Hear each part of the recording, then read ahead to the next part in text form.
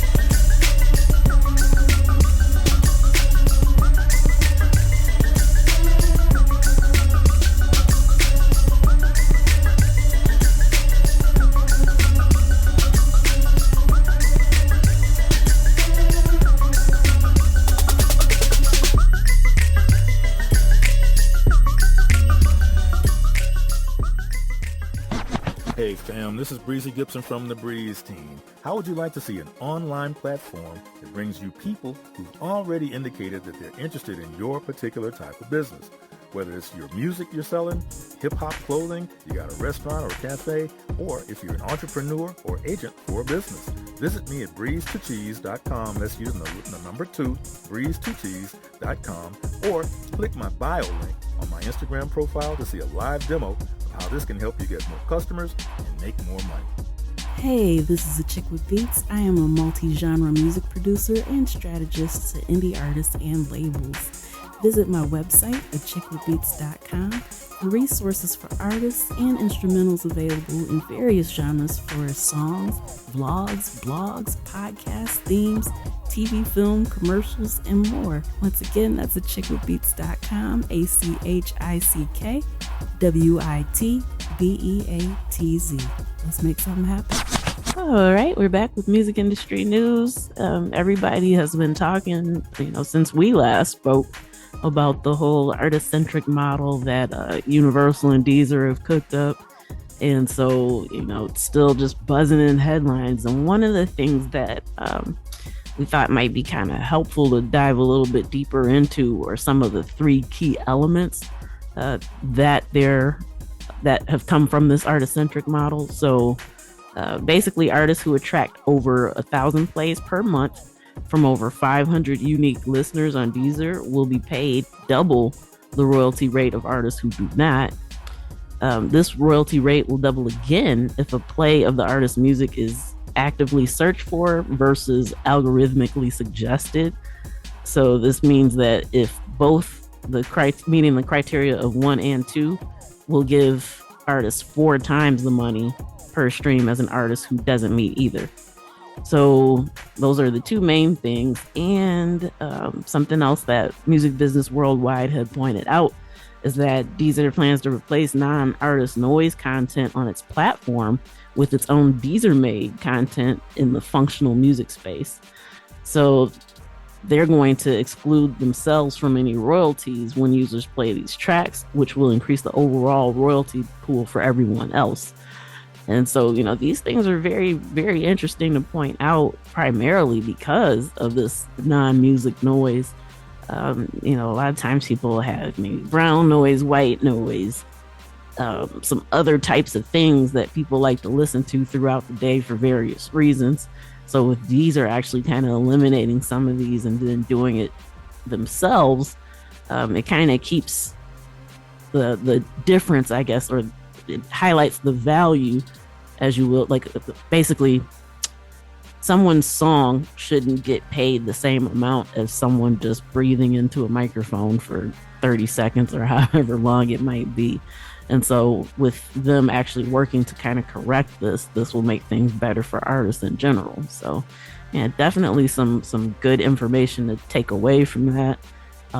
Everybody's kind of got their opinions on how things are going with this, but yeah, definitely some things to be aware of and keep in mind when you're creating stuff to be posted on these streaming sites.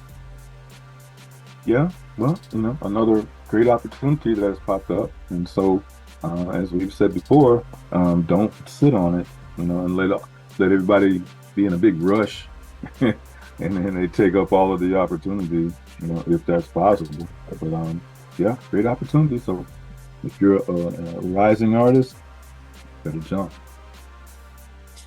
JP Morgan says that Universal's artist-centric model will give them about a 9% revenue increase for major labels. And so now, because of this model, they went ahead and raised their target buy price. So the street is optimistic about this. But JP Morgan actually estimates that the major record companies' share streams are around 65%. So it's based on their market share, which means that under the pro rata model, we're getting about 65% of the royalty pool. But under the new artist-centric model, they believe that since they have the most valuable or engaging content, that between the hits of today and the best music from the past, it's going to give them a share of about 71% of the royalty pool.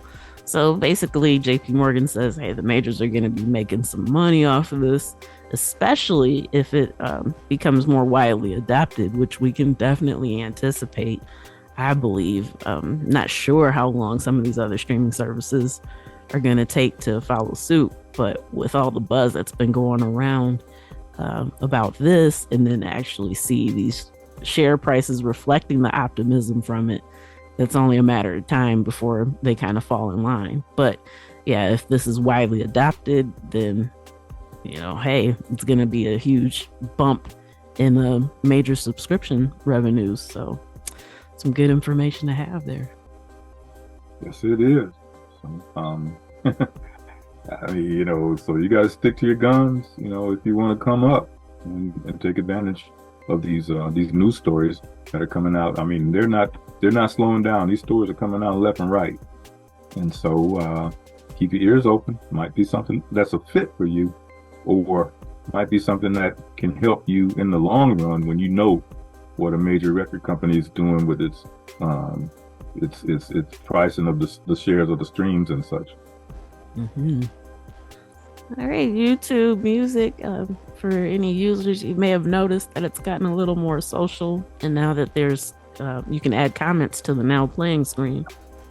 And so this new button shows existing comments from the official music video on YouTube. And so you can read and write and edit, do everything right there directly from the app now.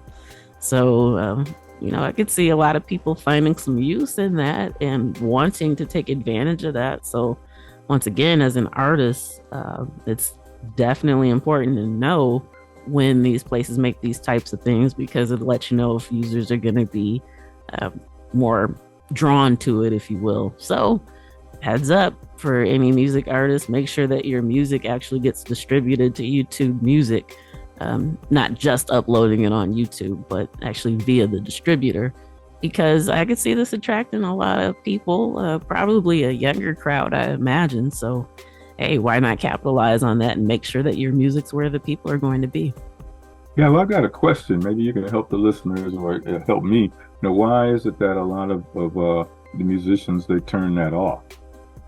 Okay, I think a lot of times I come across various pages and there's no comments allowed. What kind of advantages does that give the musician by doing it? Well, the advantage is definitely primarily getting rid of trolls and negative comments.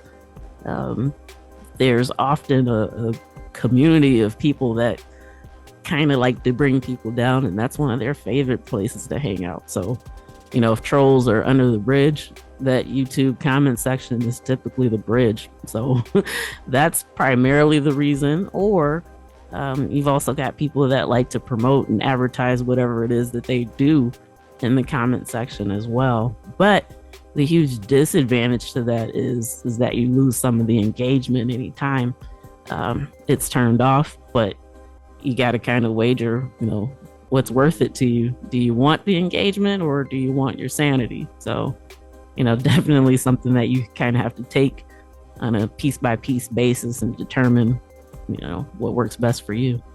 Well, there you go, ladies and gentlemen. You got a response straight from the source, okay, to help you make a decision on something like that, and pluses to some sides, minuses to other sides. And so, hey, but at least you got a true to life response on why some people have that button turned off or have the comments turned off and others don't. So there you go. That's a good thing. Yep. All right. And Apple has acquired a 50-year-old leading record label to boost Apple Music Classical. So the Swedish label BIS Records describes itself as the leading record label for classical music in Scandinavia. And so the two companies actually share a core belief in preserving audio quality. So this actually makes a lot of sense because, we've shared a few times some of the stories as this was kind of, I guess, in the works or building up to being what it is today. The Apple Music has been focusing on that premium quality. So they're not just trying to make sure that everybody who wants access to classical music gets it, but they get it in high quality. And with this label already representing that, it makes perfect sense for the acquisition. Yeah, good stuff. Cool beans. All right. And this kind of falls a little bit into some of those trends that we were talking about. There's been a sentiment that's been kind of going around, and this was released by the Arizona State Press. But they say that artist mystique and clickbait culture has kind of turned rollout sour for people who enjoy music. So fans have been speculating that delayed album release dates could either be media outlets failing to confirm gossip just so they can get clicks, or maybe the artists and or their labels are deliberately trying to generate buzz by creating this atmosphere of mystery so that way fans get more excited when the artist drops the album. But the general sentiment from everybody that was kind of quoted within the article, people are getting kind of tired of that. So Drake's upcoming album that failed to release on August 25th, as reported, has prompted a lot of these discussions. And so, they're getting tired of it. Specifically for this particular instance with Drake, one of the people, Miriam McKay, I believe, was quoted as saying there was never a set release dates. A lot of outlets are to blame. A lot of them just want clicks and engagement. And especially now on X, they get paid for the engagement, which makes it worse. And so basically Drake never said, hey, this album is coming out the 25th.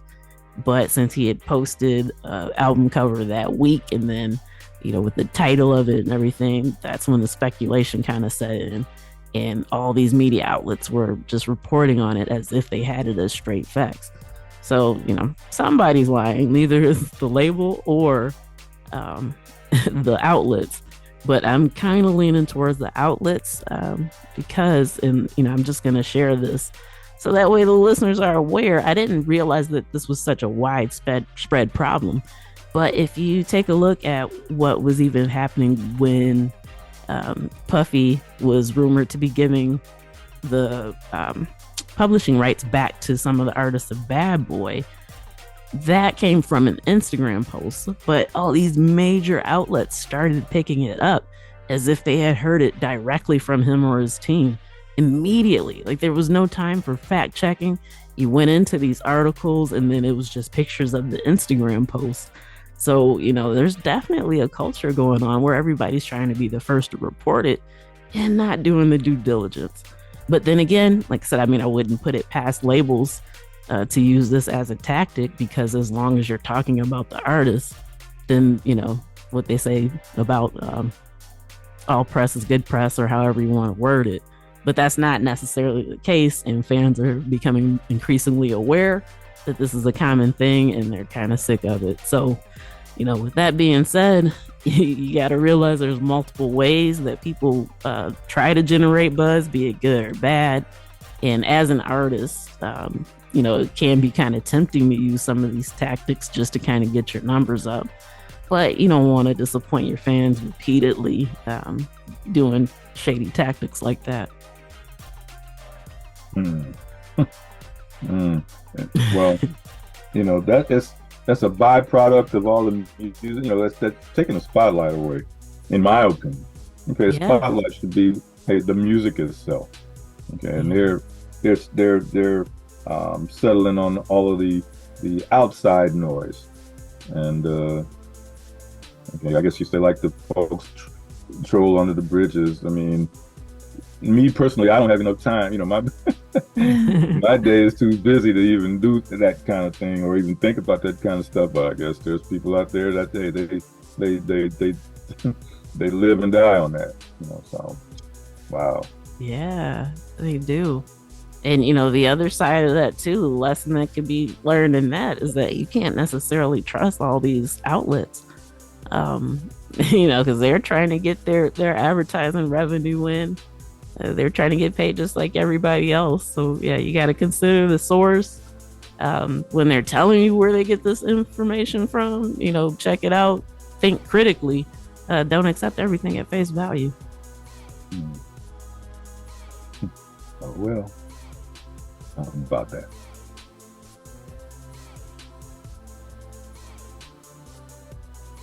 All right, another thing to be aware of.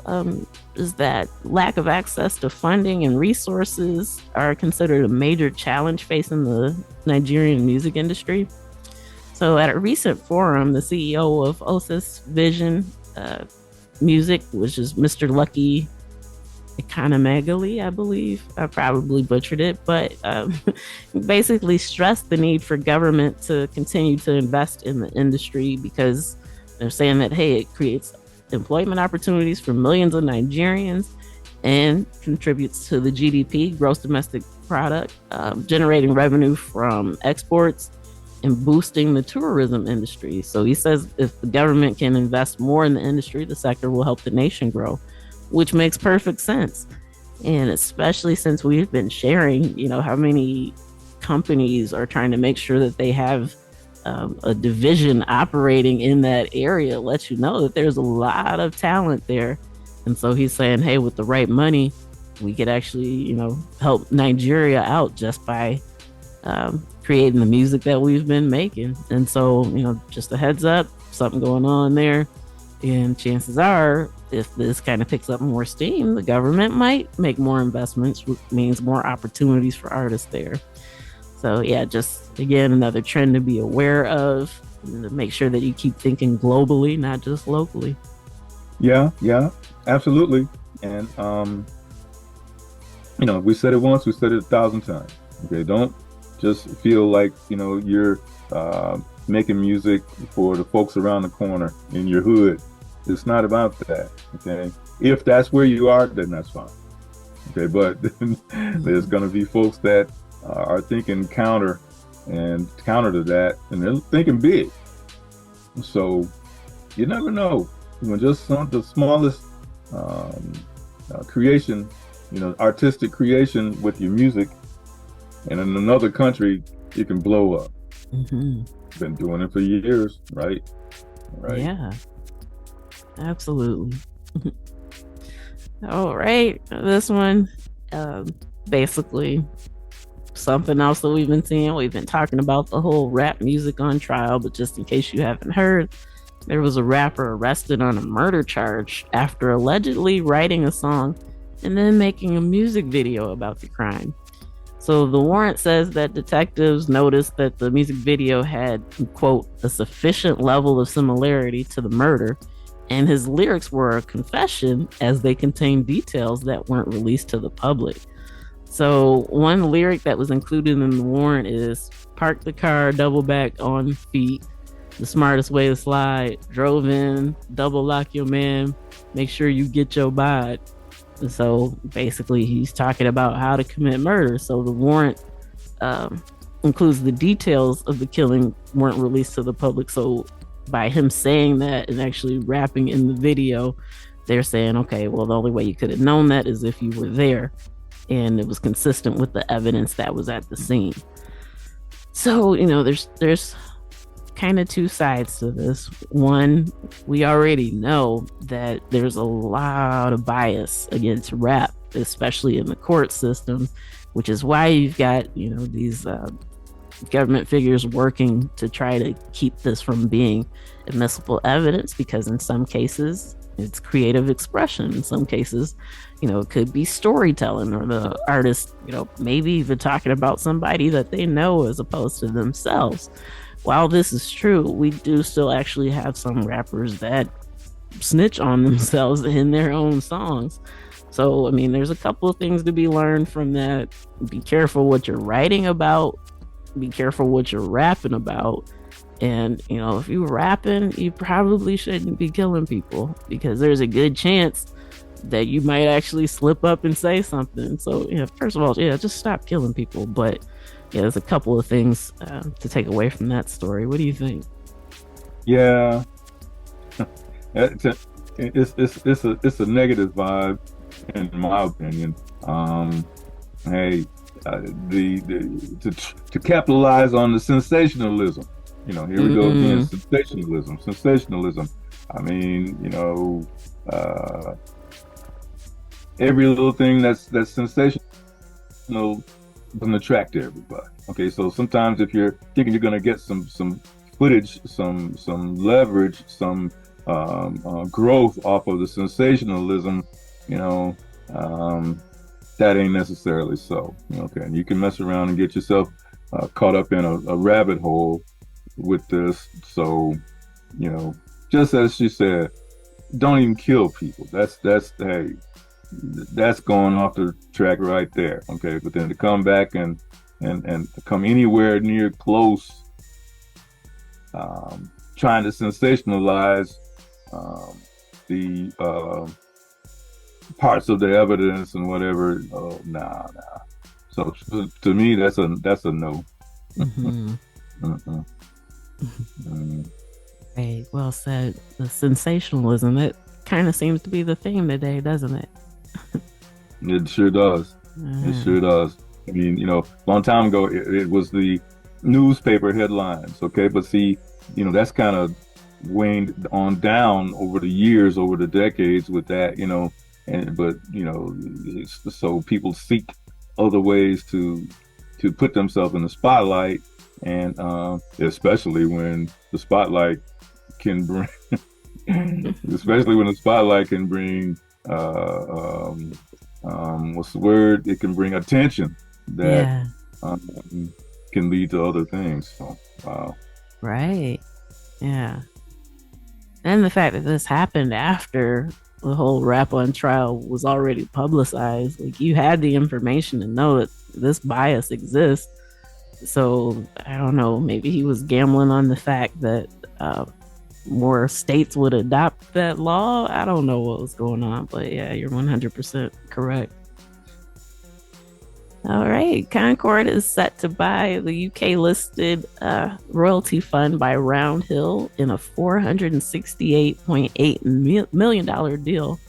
And so the deal is for the entirety of the Round Hill Music Royalty Fund that Round Hill Music operates. And their scheme shareholders will receive $1.15 per share in cash if the deal goes according to plan. So far, their catalogs comprise 446 composition in the GIL GPS catalog, which includes early Beatles classics, songs recorded by the Rolling Stones, Otis Redding, John Lee Hooker, and more. And it also includes a stake in the Carlin catalog, which includes hits that were made famous by Johnny Cash, Aretha Franklin, Ella Fitzgerald, Meatloaf, Air Supply, Elvis, and this list just goes on and on. So, hey, obviously, it sounds like the catalogs are meaty enough to warrant that $468.8 million. And so, yeah, we'll just have to see what they do with it. But I don't know if you've noticed since we've been talking about these music catalogs that get snatched up by these other companies, how often you start to hear these songs in commercials now. Have you noticed that? I mean, it's been really subtle, but yeah, it's like as soon as we hear these stories, then all of a sudden, maybe it's in the next Apple commercial or Google commercial or whatever the case may be. So when they're buying this stuff up, you better believe they have big plans for it. They've probably already got things worked out with different companies to be able to capitalize on it by the time they make these purchases. Hmm. Well, hey, that clock right there, it just seems like it never stops. Yeah, Yeah, those wheels never slow down. at all. And wow. Speaking of not slowing down, that's a perfect segue. Acceleration Music has acquired the independent digital and physical distributor Red Eye. And so, same thing, another deal, not slowing down. And by the way, that's acceleration as in Excel, EXCEL, acceleration music. But Red Eye represents some of the world's most significant independent labels like Beggars Group, Domino, Stone's Throw, Ninja Tune, Daptone, and even some of Acceleration's own labels. So, yeah, imagine that you're working with a distributor and someone that provides those services so well that you're like, you know what? I want to buy your whole outfit. So instead of using them, they just went ahead and acquired them. So, they've got some plans going on. And of course, we'll share that information as it rolls in. Hmm. It never ceases. Wow. Yeah. All right. The last story of the week is basically Spotify CEOs saying that it's not possible He's refuting the claim that you can make 1,200 monthly by posting 30-second tracks on Spotify. So he's basically saying, no, it doesn't really work like that. But this came after JP Morgan had suggested that users could make over $14,000 a year by manipulating Spotify's royalty system.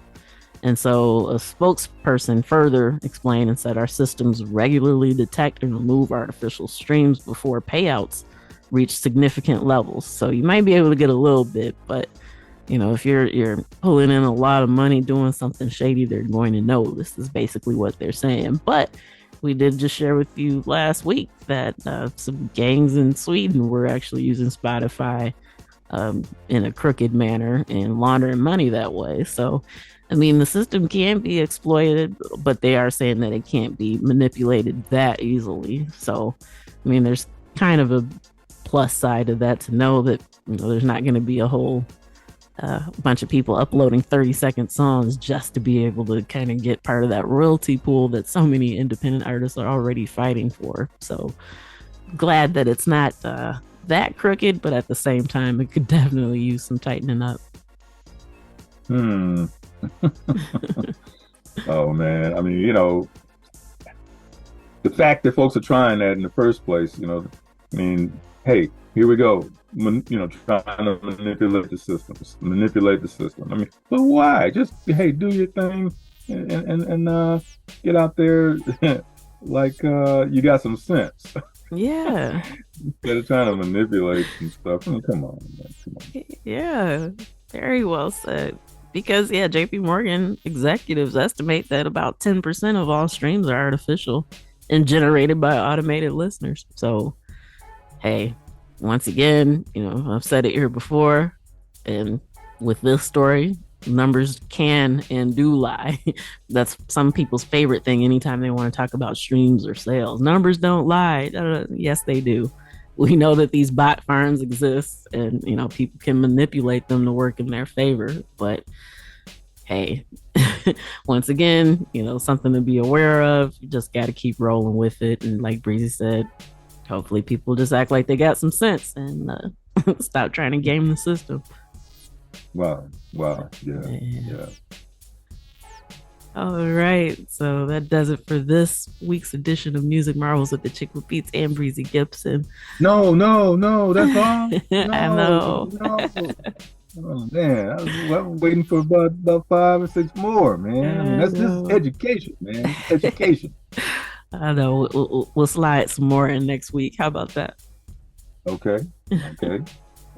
So then, so with that being said, I guess, you should go ahead on and slide into achickwitbeatz.com and see what's up, and before our next segment starts, or have them going at the same time, so you can dig into that, because there's plenty of education, plenty of knowledge, plenty of accessibility, and ways to boost yourself up in the music industry, by checking out achickwitbeatz.com. So make sure you do that too. Thank you very much. And, businessman Breezy Gipson has always got opportunities for artists to earn as well. And it's breezeabove.now.site. Is that correct? Yeah, well, hey, that's kind of metamorphed now. That's morphed into Breeze Flow. BreezeFlow.now.site. All right. BreezeFlow.now.site. Yeah, we got the metamorphosis going on. It never stops. Okay. Yeah. So, the same way that they drop a new sound and everything, I can drop a new site. So BreezeFlow.now.site. Check it out. Nice. That's what's up. All right. So thank you, the listener, for tuning in and joining us. Again, thank you to our home stations, Grander Radio out of Grand Rapids, Michigan, and Sparks Radio out of Atlanta, Georgia. And I'm already looking forward to next week. Oh yeah. And hey man, I'm ready to dig into these beats, man. What kind of beats you got today? Let's do this. All right. Till next time, you know where to find us. Tune in, tell a friend. We'll see you then. Peace.